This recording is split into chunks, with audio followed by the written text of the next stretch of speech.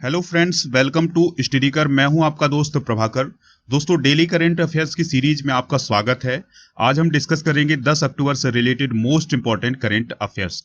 दोस्तों, एंड में आपसे पुराने करंट अफेयर्स का रिवीजन भी करवाया जाएगा। इसके अलावा कुछ क्वेश्चन भी पूछे जाएंगे जिनके आंसर आपको कमेंट बॉक्स में देना है। अब हम इस लेक्चर को शुरू करते हैं। अगर आपको इस लेक्चर का पीडीएफ चाहिए तो आप हमारे टेलीग्राम चैनल को ज्वाइन कर लीजिएगा, जिसका लिंक आपको डिस्क्रिप्शन बॉक्स में मिल जाएगा। इसके अलावा आप हमारे व्हाट्सएप नंबर से भी जुड़ सकते हैं। दोस्तों, हमारे व्हाट्सएप नंबर है 8602319713 और दूसरा व्हाट्सएप नंबर है 8770536009। इसके अलावा दोस्तों, आप स्टडी कर को खबरिया पर फॉलो कर सकते हैं, जहां पर आपको मोस्ट इंपॉर्टेंट ऑडियो लेक्चर मिल जाएंगे। चलिए फ्रेंड्स, बिना देरी किए डिस्कस करते हैं आज का पहला क्वेश्चन। तो आपको ध्यान से सुनना है। विश्व प्रवासी पक्षी दिवस कब मनाया जाता है? तो दोस्तों, इसका आंसर है 9 अक्टूबर को, यानी 9 अक्टूबर को विश्व प्रवासी पक्षी दिवस मनाया जाता है। और इसकी शुरुआत हुई थी साल 2006 से।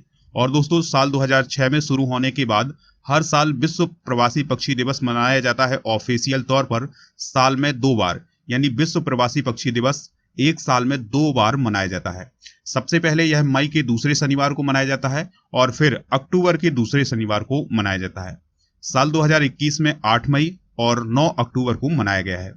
2021 की थीम क्या थी? तो आपको बहुत ही ध्यान से सुनना है। Sing fly soar like a world 2021 की थीम थी। चलिए फ्रेंड्स, अब हम अगले क्वेश्चन को डिस्कस करते हैं। बहुत ही इंपॉर्टेंट क्वेश्चन है। हाल ही में शांति का नोबेल पुरस्कार किसे दिया गया है? तो इसका आंसर है मारिया रेसा और दमित्री मुरातोव।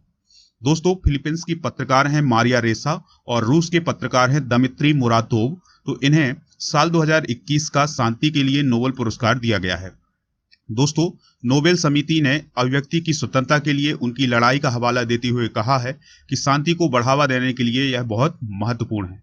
यानी मारिया रेसा और दमित्री मुरातोव को उनकी अभिव्यक्ति की स्वतंत्रता की लड़ाई के लिए यह पुरस्कार दिया गया है।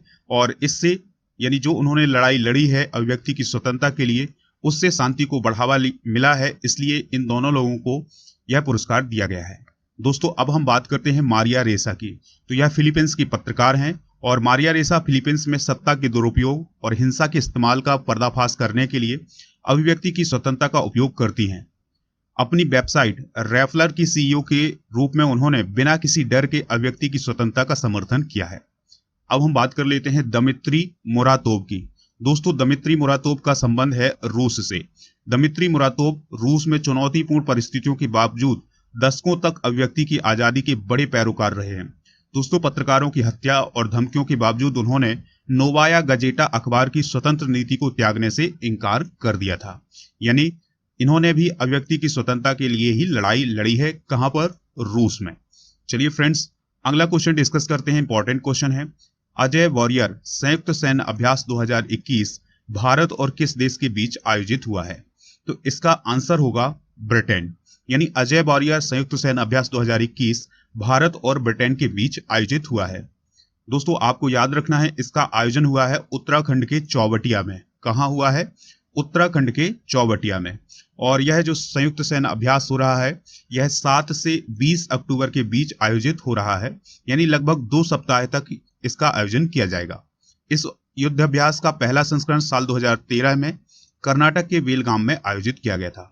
दोस्तों, इसका उद्देश्य है, यानी इस युद्धाभ्यास का मुख्य उद्देश्य है संयुक्त प्रशिक्षण आयोजित करना और आतंकवाद विरोधी अभियानों पर जोर देना।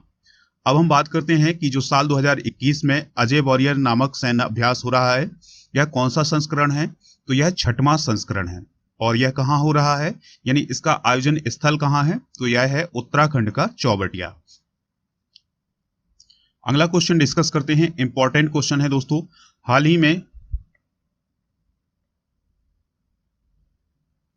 अगला क्वेश्चन डिस्कस करते हैं। इंपॉर्टेंट क्वेश्चन है। हाल ही में विश्व डाक दिवस कब मनाया गया? तो दोस्तों, इसका आंसर है 9 अक्टूबर को। यानी विश्व डाक दिवस 9 अक्टूबर को मनाया गया। हर साल दुनिया भर में 9 अक्टूबर को विश्व डाक दिवस मनाया जाता है। दोस्तों, यह दिवस दुनिया भर में यूनिवर्सल पोस्टल यूनियन की स्थापना की वर्षगांठ के रूप में मनाया जाता है। यानी यूनिवर्सल पोस्टल यूनियन की स्थापना हुई थी 9 अक्टूबर को, इसलिए यह दिवस मनाया जाता है। कब हुई थी यूनिवर्सल पोस्टल यूनियन की स्थापना? 9 अक्टूबर 1874 को। कब हुई थी दोस्तों? 9 अक्टूबर 1874 को। जापान की राजधानी टोक्यो में 1969 में यूनिवर्सल पोस्टल यूनियन कांग्रेस में 9 अक्टूबर को विश्व डाक दिवस के रूप में मनाए जाने की घोषणा की थी। 2021 की थीम सुनिएगा, क्या थी 2021 की थीम? तो 2021 की थीम थी इनोवेट टू रिकवर। क्या थी? Innovate to recover. चलिए फ्रेंड्स, अगला क्वेश्चन डिस्कस करते हैं। इंपॉर्टेंट क्वेश्चन है, आपको बहुत ही ध्यान से सुनना है। हाल ही में किसे सत्यजीत रे पुरस्कार दिया गया है? तो इसका आंसर होगा बी गोपाल को, यानी बी गोपाल को सत्यजीत रे पुरस्कार से सम्मानित किया गया है।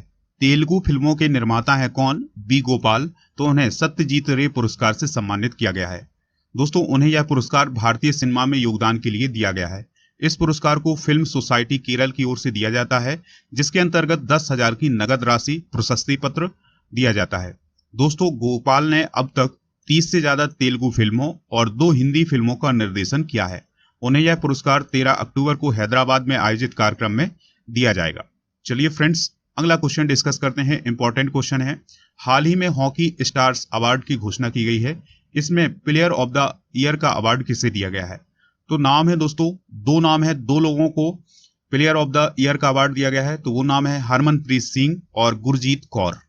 तो अगला, अब हम इसके बारे में कुछ इंपॉर्टेंट पॉइंट डिस्कस करते हैं। तो दोस्तों, स्टार्स अवार्ड किसे दिए गए हैं, यानी हॉकी स्टार्स अवार्ड किसे किसे दिए गए हैं, इसको हम डिस्कस करने से पहले ये जान लेते हैं कि यह हॉकी स्टार्स अवार्ड किसके द्वारा दिए जाते हैं। तो यह दिए जाते हैं अंतरराष्ट्रीय हॉकी महासंघ, यानी इंटरनेशनल हॉकी फेडरेशन के द्वारा। और जो 2020-21 का संस्करण हुआ है, ये जो पुरस्कार है ये 2020-21 के लिए ही दिए गए हैं। तो आप ध्यान से सुनिएगा। विजेताओं का फैसला 23 अगस्त से 15 सितंबर तक किए गए एक ऑनलाइन सर्वेक्षण के आधार पर किया गया है, और इसमें भारतीयों का जलवा रहा है, यानी भारतीयों ने अधिक से अधिक पुरस्कार जीते हैं। तो अब हम ध्यान से सुनेंगे कि कौन कौन से अवार्ड किसने जीते हैं। जैसे प्लेयर ऑफ द ईयर का अवार्ड जीता है हरमनप्रीत सिंह ने पुरुष कैटेगरी में, और महिला कैटेगरी में गुरजीत कौर ने जीता है। गोलकीपर ऑफ द ईयर का अवार्ड किसने किसने जीता है? तो PR श्रीजेश ने पुरुष कैटेगरी में और सविता पुनिया ने महिला कैटेगरी में। दोस्तों, rising star of the year का अवार्ड किसने जीता है? तो ये जीता है विवेक सागर ने पुरुष कैटेगरी में, और महिला कैटेगरी में शर्मिला देवी ने। दोस्तों, कोच ऑफ द ईयर का अवार्ड किसने जीता है? तो ग्राहम रीड ने पुरुष कैटेगरी में और जॉर्ज मारिन ने महिला कैटेगरी में। तो दोस्तों, आप इनको जरूर नोट डाउन कर लीजिएगा कि अंतरराष्ट्रीय हॉकी महासंघ के द्वारा जो स्टार्स अवार्ड की घोषणा की गई है, उनमें कौन किस पोजीशन पर रहा है।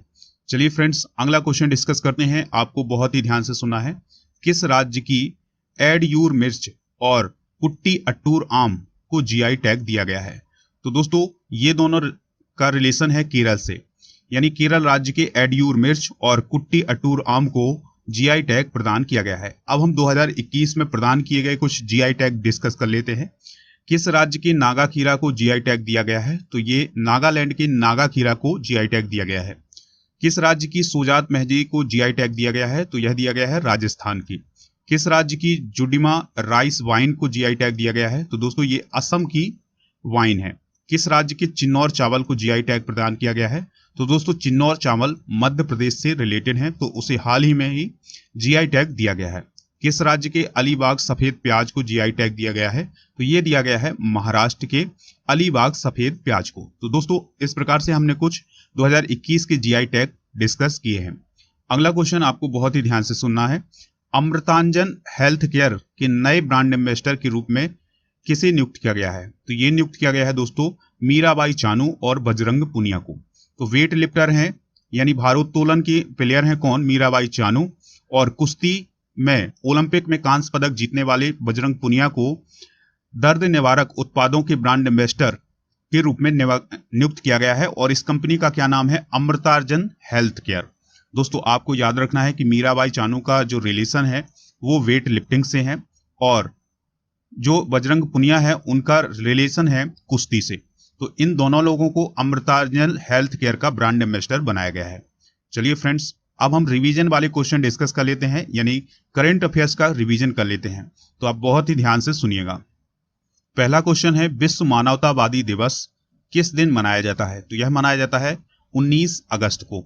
केंद्रीय मंत्रिमंडल ने भारत और किस देश के बीच आपदा प्रबंधन पर समझौता ज्ञापन को मंजूरी दे दी है? तो दोस्तों, ये दी है भारत और बांग्लादेश के बीच। टीसीएस कंपनी 17 अगस्त 2021 को कितने लाख करोड़ रुपए के बाजार मूल्य को पार करने वाली दूसरी भारतीय कंपनी बन गई है? तो 13 लाख करोड़ रुपए। सूचना और प्रसारण मंत्रालय के नए सचिव के रूप में किसे नियुक्त किया गया है? तो ये नियुक्त किया गया है अपूर्व चंद्र को। दोस्तों, भारत के लिए लंबे समय से घरेलू क्रिकेट खेल रहे किस खिलाड़ी ने संन्यास की घोषणा की है? तो उनका नाम है मनन शर्मा। क्या नाम है दोस्तों? मनन शर्मा। अगला क्वेश्चन है, विश्व मच्छर दिवस किस दिन मनाया जाता है? तो ये मनाया जाता है 20 अगस्त को। चलिए फ्रेंड्स, इस प्रकार से हमने कुछ करंट अफेयर्स को डिस्कस किया है। अब हम वो क्वेश्चन डिस्कस करते हैं जिनके आंसर आपको कमेंट बॉक्स में देना है। तो पहला क्वेश्चन है, मीराबाई चानू का संबंध किस खेल से है? यानी मीराबाई चानू किस खेल से संबंधित हैं? दूसरा है, सुजात मेहंदी किस राज्य से संबंधित है जिसे हाल ही में जीआई टैग दिया गया है? तीसरा क्वेश्चन है, विश्व डाक दिवस कब मनाया गया? और चौथा क्वेश्चन है, विश्व प्रवासी पक्षी दिवस साल में कितने बार मनाया जाता है? तो इन 4 प्रश्नों के आंसर आपको कमेंट बॉक्स में जरूर देना है। दोस्तों, हमें इंतजार रहेगा आपके आंसर का। अगर आपने अभी तक स्टडीकर को खबरी ऐप पर फॉलो नहीं किया है तो फॉलो जरूर कर लीजिएगा। वहां पर आपको मोस्ट इंपॉर्टेंट ऑडियो लेक्चर मिल जाएंगे। इसके अलावा आपको मेरा मॉडर्न इंडियन हिस्ट्री का ऑडियो कोर्स मिल जाएगा बहुत ही कम कीमत पर। दोस्तों, आप राजा गुप्ता को अनअकैडमी पर फॉलो कर लीजिएगा। वहां पर आपको उनकी स्पेशल क्लासेस, लाइव क्लासेस मिल जाएंगी। इसके अलावा अगर आप उनके माध्यम से कोई भी कोर्स परचेज करना चाहते हैं तो आप एक रेफरल कोड यूज करिएगा, राजा नंबर 1। अगर आपको ये लेक्चर पसंद आया है तो लाइक कर दीजिएगा। दोस्तों को हर एक प्लेटफॉर्म पर शेयर भी कर दीजिएगा जिससे स्टडीकर को सपोर्ट मिल सके। चलिए फ्रेंड्स, मिलते हैं नेक्स्ट लेक्चर में। जय हिंद, वंदे मातरम।